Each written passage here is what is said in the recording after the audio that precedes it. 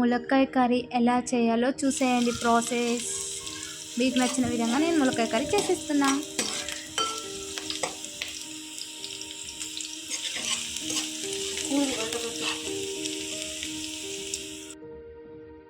ఇప్పుడైతే ములక్కాయలు అయితే మంచిగా మగ్గినాయి. టమాటాలు వేసేసాము కదా, ఇంకా కొంచెం అల్లం పసుపు వేసుకోవాలి. పసుపు అల్లం కంపల్సరీగా ఇందులోకి వేసుకోవాలి. వేసుకొని మంచిగా కలపెట్టాలి.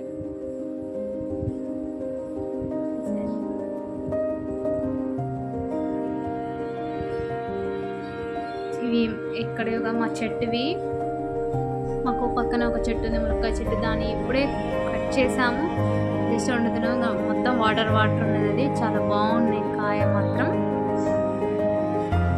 కారం ఒక హాఫ్ స్పూన్, సాల్ట్ ఒక హాఫ్ స్పూన్ వేసుకోవాలి. మంచిగా ముక్కకు పట్టేంత వరకు కలపాలి నీట్గా.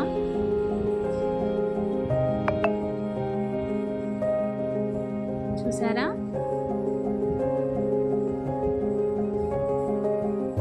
ఇప్పుడు ఇంకొంచెం ధనియాల పౌడర్, చికెన్ మసాలా వేసుకోవాలి.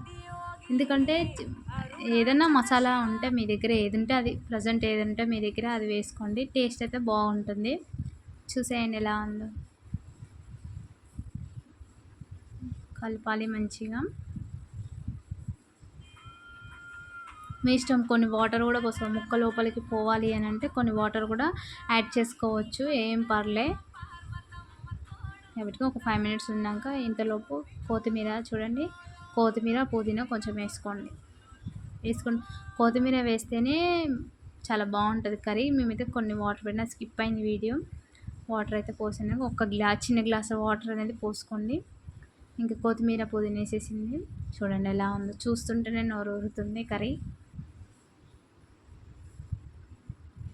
మీరు కూడా ఒకసారి ఈ విధంగా ట్రై చేయండి ఫ్రెండ్స్.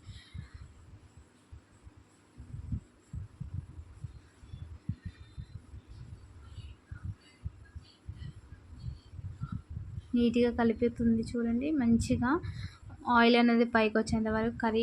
ఆయిల్ మ్యాక్సిమం కర్రీ అవుతే పైకి వస్తుంది. కర్రీ అవ్వడానికి రీజన్ ఏంటంటే పైకి అనేది ఆయిల్ అనేది వస్తుంది.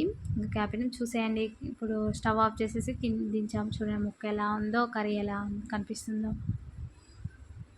చూస్తుంటే నోరు ఊరుతుంది. ములక్కాయ కర్రీ అయితే ప్రాసెస్ అయితే చూసేశారు కదా.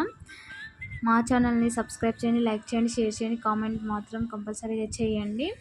మీకు నచ్చినట్లు మీ ముందుకు మంచి కర్రీస్ చేస్తూ మీ ముందుకు వచ్చేస్తాను నేను. మా ఛానల్ మాత్రం కంపల్సరీగా సబ్స్క్రైబ్ చేయండి.